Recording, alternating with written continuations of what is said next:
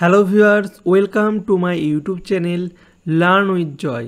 তো আজকের ভিডিওতে আমি তোমাদের সঙ্গে দশম শ্রেণীর দ্বিতীয় পর্যায়ক্রমিক মূল্যায়ন 2025 সালের ভূগোলের কিছু ইম্পর্টেন্ট প্রশ্ন এবং তার উত্তর সম্পর্কে আলোচনা করব। তো অবশ্যই আমি যে প্রশ্নগুলো দেব সেগুলো তোমরা ভালো করে পড়বে, কারণ এখান থেকে তোমাদের পরীক্ষায় আসার সম্ভাবনা কিন্তু প্রবল। আর যারা এখনও আমার YouTube channel learn with Joy subscribe করোনি, সাবস্ক্রাইব করে পাশের যে বেল আইকন আছে সেটা টিপে নোটিফিকেশানটাকে অল করে দেবে। তাহলে আমি যখনই নতুন নতুন ভিডিও ছাড়বো তোমাদের কাছে সবার প্রথম ভিডিওর নোটিফিকেশান চলে যাবে। এবং যারা এখনও আমার মাধ্যমিক 2026-এর হোয়াটসঅ্যাপ গ্রুপে জয়েন হওনি, ডিসক্রিপশন বক্সে লিঙ্ক দেওয়া আছে, সেখান থেকে জয়েন হয়ে যাবে। তো চলো আজকের ভিডিও শুরু করি। দেখতে পাচ্ছ প্রথমে আছে সঠিক উত্তরটি বেছে নিয়ে লেখো।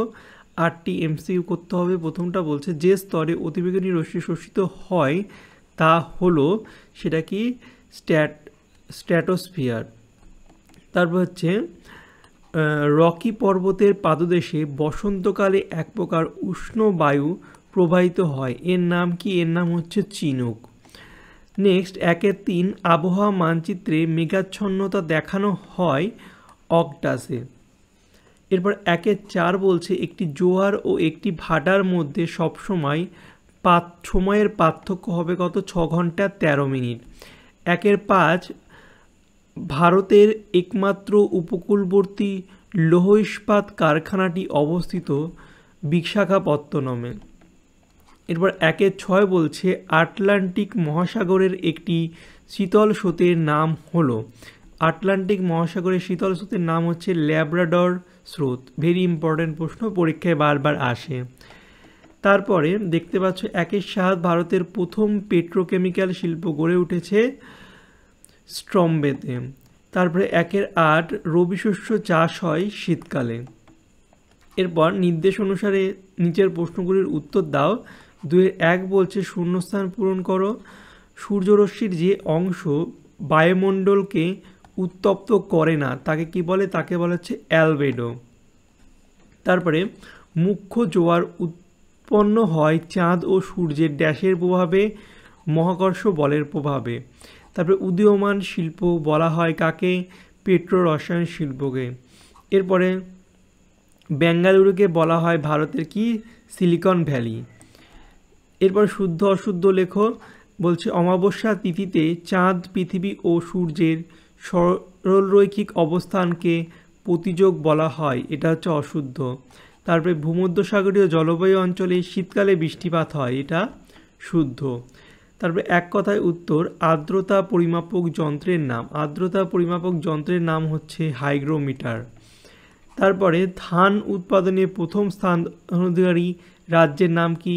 সেটা হচ্ছে পশ্চিমবঙ্গ। ধান উৎপাদনে 1 নাম্বার। এরপরে সংক্ষেপে ব্যাখ্যা করো। 2 নম্বরের প্রশ্ন খারিজ ফসল কাকে বলে? উত্তরটা তোমরা দেখে নেবে। এরপর ভারতের কৃষির 2টি সমস্যা লেখো এবং শস্যাবর্তন পদ্ধতি বলতে কি বোঝো? এর দুটোর উত্তরই আলাদা আলাদাভাবে করে দিয়েছি, তোমরা উত্তরগুলো দেখে নেবে। আমি ভিডিওটাকে বেশি বড় করছি না। তবে মরা কোটাল কাকে বলে এবং মরা কোটালের সর্বোচ্চ জোয়ার বলা হয় কেন? অথবা দুটো উত্তর এখানেই আছে, তোমরা দেখে নাও। তারপরে কার্যকরী সৌরবিকিরণ কাকে বলে? দেখে নাও উত্তরটা। এরপরে 4-1 ঘূর্ণবাত ও প্রতিভ ঘূর্ণবাতের মধ্যে পার্থক্য অথবা সে বায়ুচাপ বলয়ের সীমানা পরিবর্তন হয় কেন? উত্তরটা দেখে নাও। এরপরে মুখ্য ও গৌণ জোয়ারের মধ্যে পার্থক্য এবং নিউফাউন্ডল্যান্ডের উপকূল সারা বছর কুয়াশাচ্ছন্ন থাকার কারণ কি? তো এই উত্তরটা তোমরা দেখে নাও। আর যে উত্তরগুলো নেই সেগুলো তোমরা অবশ্যই তোমাদের বই থেকে পড়ে নেবে, কারণ প্রশ্নগুলো খুব ইম্পর্টেন্ট। আমি ভিডিওটাকে বেশি বড় করছি না। তারপরে দেখো পৃথিবীর প্রধান প্রধান চাপ বলের সঙ্গে নিয়ত বায়ুর সম্পর্ক আলোচনা করো এবং জেট বায়ুর সঙ্গে নিয়ত বায়ুর সম্পর্ক নিরূপণ করো। 5-2 ভারতের কৃষির প্রধান প্রধান বৈশিষ্ট্যগুলি আলোচনা করো এবং অথবা পূর্ব ও মধ্য ভারতে লৌহ ইস্পাত শিল্পের কেন্দ্রীভবনের কারণগুলি আলোচনা করো। তো এই কটা প্রশ্ন তোমাদের সঙ্গে আলোচনা করলাম ক্লাস 10 ভূগোলের। আশা করছি ভিডিওটা তোমাদের ভালো লেগেছে। ভালো লাগলে অবশ্যই তোমরা লাইক, কমেন্ট, শেয়ার করবে। আর চ্যানেলে নতুন হয়ে থাকলে অবশ্যই চ্যানেলটিকে সাবস্ক্রাইব করে পাশে যে বেল আইকন আছে সেটা টিপে দেবে। আর এই প্রশ্নগুলো যেগুলো দিলাম সেগুলো তোমরা ভালো করে মুখস্থ করে নেবে, কারণ এখান থেকে পরীক্ষা আসার সম্ভাবনা কিন্তু প্রবল।